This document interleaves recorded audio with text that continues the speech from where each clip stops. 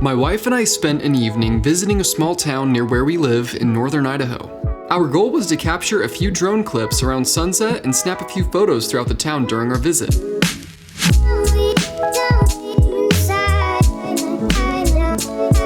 While we were discussing our new plans for pushing out more YouTube content, Haley made a fantastic point. I don't have a good-looking backdrop in my studio.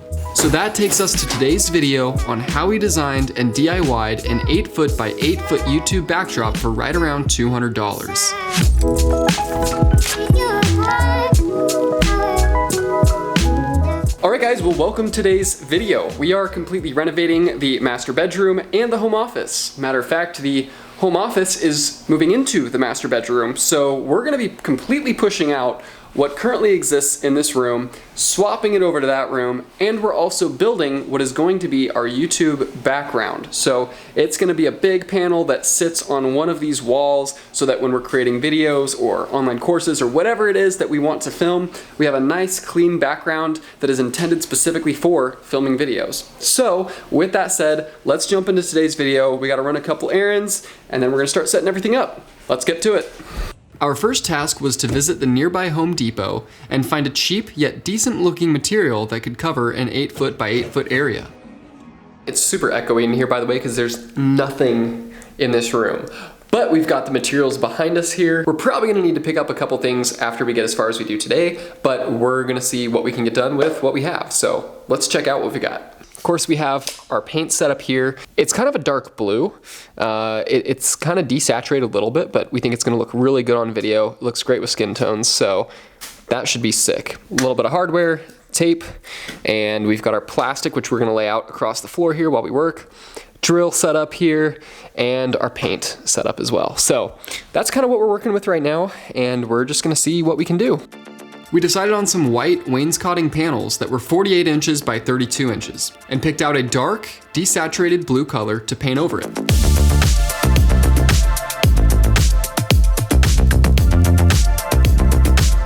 After some trial and error, the best technique we found for painting the panels was to roll a thin layer over the whole piece, then use a paintbrush to fill the deeper ridges. And finally, we rolled one last coat over the whole panel to smooth the paint and fill any visible white spots.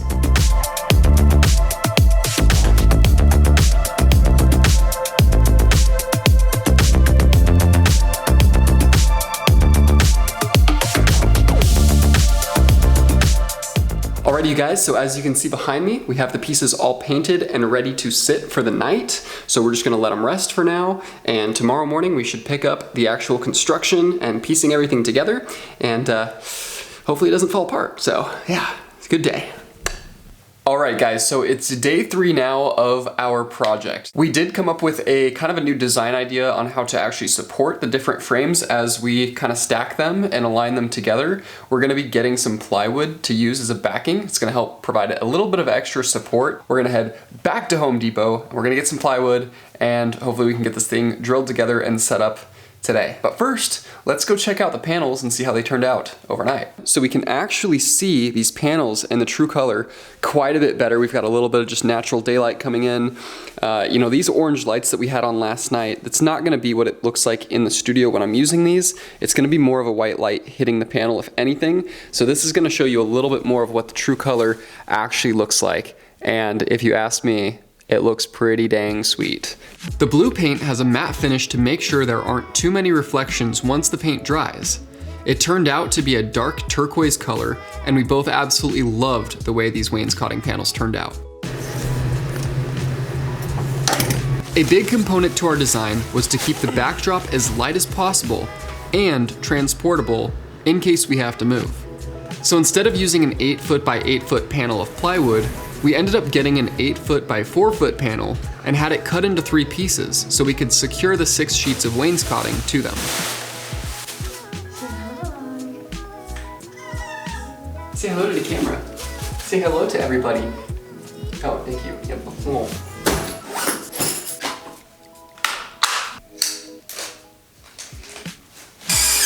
We ended up using 3/4 inch wood screws to attach our wainscoting panels to the plywood.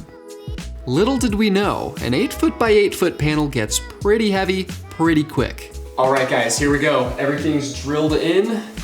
Now we're gonna set it up without it falling on us, hopefully, so. Here we go. 1, 2, 3. Okay. And then we're gonna have to walk it forward. Oh, it's so heavy. All right, so. This is the stupidest thing we've ever done. It's just wiggly. We definitely need to put a screw. Okay. Babe, we're gonna hit the fan. Oh my. We literally. This was so dumb. This was so dumb. We literally. Like, I can't even. Are you pushing? Babe, push. 1, 2, 3, push. Yeah, we're good. Okay, then what are we doing? So. I think you're gonna have to walk your side back. There we go. That's progress, baby. All right, we're good. We're good. that was easy, you know?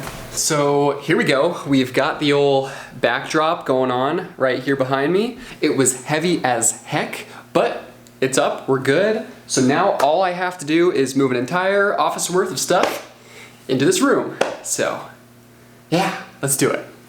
As someone that struggles with lacking motivation to create content when I don't have a clean looking setting, I feel 1,000,000 times better after completing this studio backdrop. And to have created this panel for right around $200 is a major plus. It's durable, portable if needed, and most importantly, it looks really good. The goal with this is I'm gonna be taking my large walnut desktop that I had my really good buddy make for me, which by the way, I've got a short film coming on that whole project soon. I'm super, super excited about it. It was a paired project between Buck Knives and, again, my buddy who I decided to work with on this. I'm just gonna be laying it on top of this other table, and I'm gonna use command strips to secure it and fasten it. For now, meantime, it's just gonna have to work. All right, so now I'm gonna be using these command strips and I'm gonna be placing them in between our two tabletop surfaces.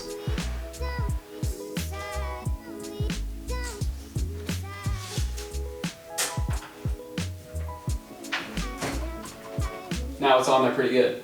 Okay guys, so next I'm gonna be taking this painter stick.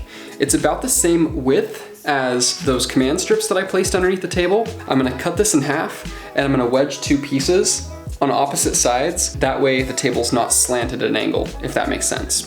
There's a much safer, better way of doing this, I'm sure. It's so...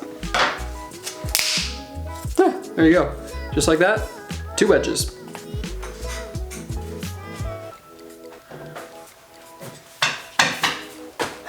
Perfect.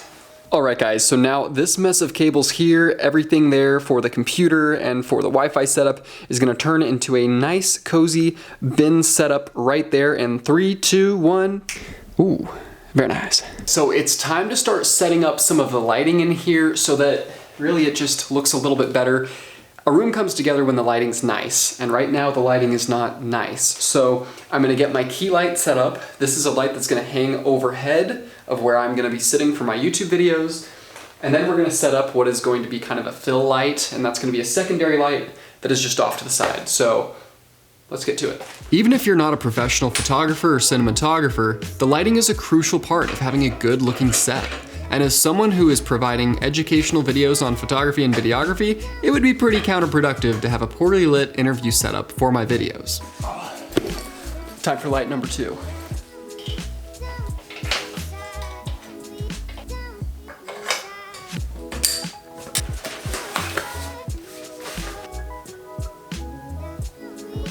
Light number 2. All right guys, so lights are set up, it's looking really good, so I'm gonna throw you on a tripod really quick so you can get a general look of what the setup's gonna look like when I'm sitting in front of the camera. All right guys, so here it is. This is the setup. How does it look? Does it look good? Most importantly, it sounds really good too.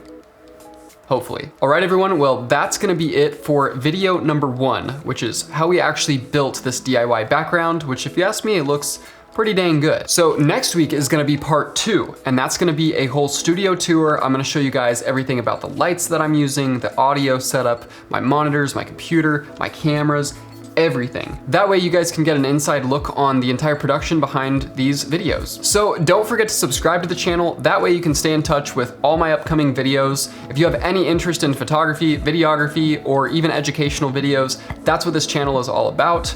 And one other thing, I will be uploading weekly videos on my journey as becoming a software engineer. So if you have any interest in that as well, don't forget to check those out. That's a wrap for part 1. I'll see you guys in the next video for the studio tour.